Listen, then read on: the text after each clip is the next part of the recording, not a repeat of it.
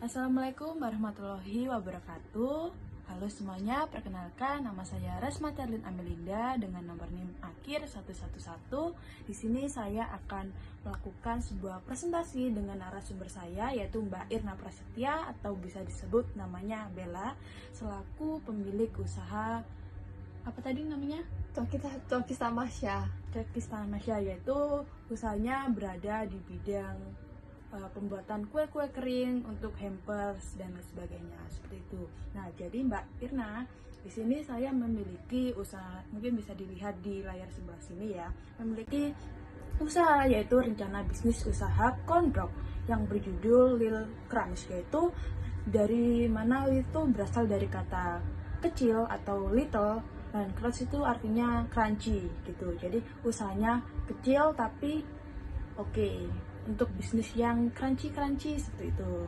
Nah, untuk selanjutnya di sini, nah, tentang kami itu Kondok Lil Crunch adalah usaha kuliner jajanan kekinian yang menjual kondok dengan adanya 3 variasi. Nah, seperti yang banyak di jalanan itu hanya ada 2 variasi kan, misalnya keju atau sosis. Nah, di sini tuh kami menambahkan yaitu coklat manis lele. Jadi 3 variasi kami itu keju lumer, yaitu keju mozzarella, sosis gurih, dan coklat manis lele. Yang mana produk ini cocok untuk anak-anak, remaja, dan orang dewasa yang suka dengan camilan praktis dan isian yang beragam. Yang mana jajanan kami ini dibalut dengan adanya tepung crispy dan disajikan dengan adanya topping saus yang beragam, misalnya saus coklat, tiramisu, atau saus pedas gitu, dan mungkin bisa ditambahkan dengan keju parut. Dan untuk rencana bisnisnya ini dilakukan di daerah rumah saya sendiri. Dan di daerah rumah saya itu banyak sekali anak kecil yang suka main-main, mungkin bisa dirasakan ya, karena kami berdua setetangga. Nah, lalu selanjutnya, ini ada rencana pengembangan usaha yang mana estimasi modal adalah yang pertama ada wajan kompor gas. Wajan kompor gas portable yang mana estimasi biayanya itu ada 300.000. Yang kedua ada alat masak dan alat bantu seperti pisau, wadah, atau mungkin tusuk sate yang mana estimasinya tuh 150.000. Lalu ada bahan-bahan baku awal seperti sosis, keju, coklat, tepung, susu, telur, minyak goreng, pengembang dan lain-lain, yang mana estimasi biaya awalnya itu Rp400.000. Lalu ada kemasan yaitu berupa kertas pembungkus, stiker logo, dan tas plastik yang mana mungkin estimasi biayanya tuh 100.000.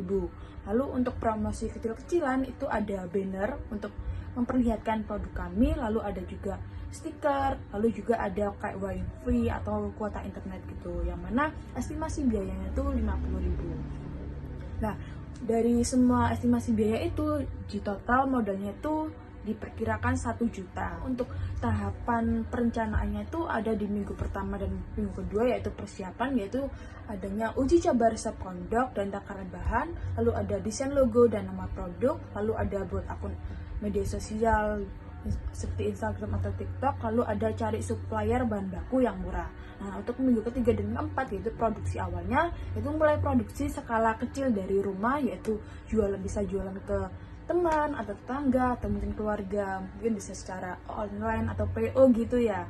Yang mana di tahapan awal itu menggunakan promo beli 3 gratis 1. Nah, lalu di minggu ke-5 sampai ke-6 ada pemasaran dan evaluasi, yang mana buat booth kecil di depan rumah atau ikut basar di sekolah, atau mungkin kan di wilayah kita kan biasanya di depan gangku ada banyak basar di situ. Mungkin itu bisa menjadi salah satu subjek atau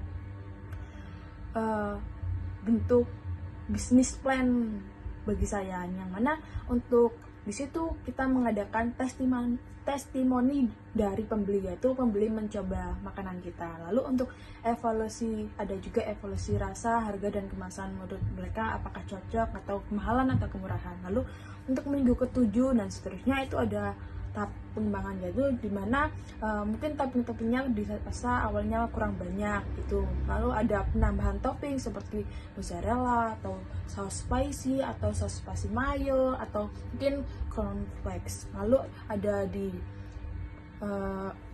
selanjutnya ada dibuat paket hemat, yang mana itu kayak di dalam Mika itu ada 3 varian itu. Jadi nggak hanya beli 1 tapi beli 3 tapi harganya lebih murah. Lalu untuk yang terakhir ada target ke masuk kantin sekolah atau mungkin warung atau kopi atau KFD gitu.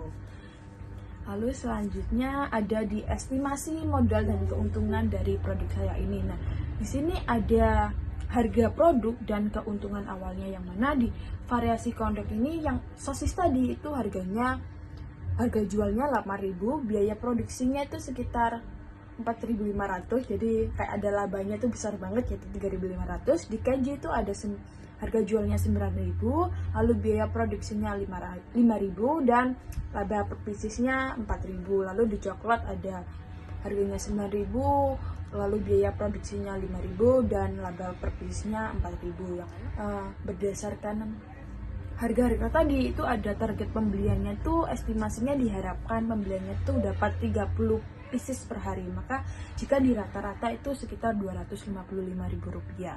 Nah, untuk itu kan biasanya kalau jualan tuh mungkin nggak bisa setiap hari ya karena saya mahasiswa. Jadi untuk omset atau laba bersihnya itu kira-kira per hari itu harusnya ada di kurang lebih 105.000. Jadi nggak harus full day 24 jam gitu.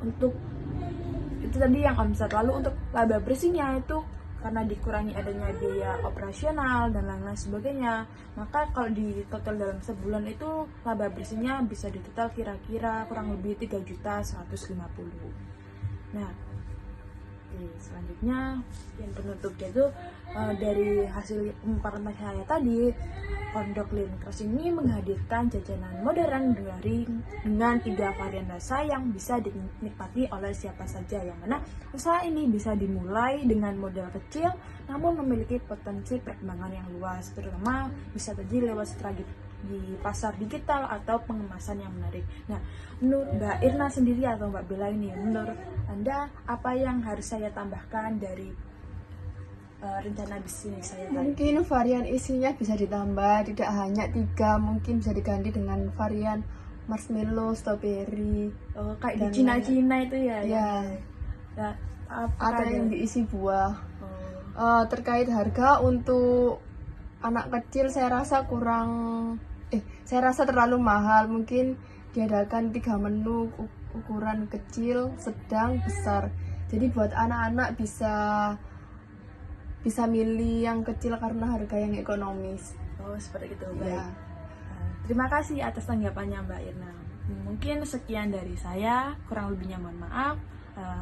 Terima kasih juga untuk Mbak Irna atau Mbak Bella selaku narasumber saya atau kewirausahaannya. Semoga bisnisnya juga bisa berkembang, bisnis saya juga seperti itu. Baik. Wassalamualaikum warahmatullahi wabarakatuh. Terima kasih.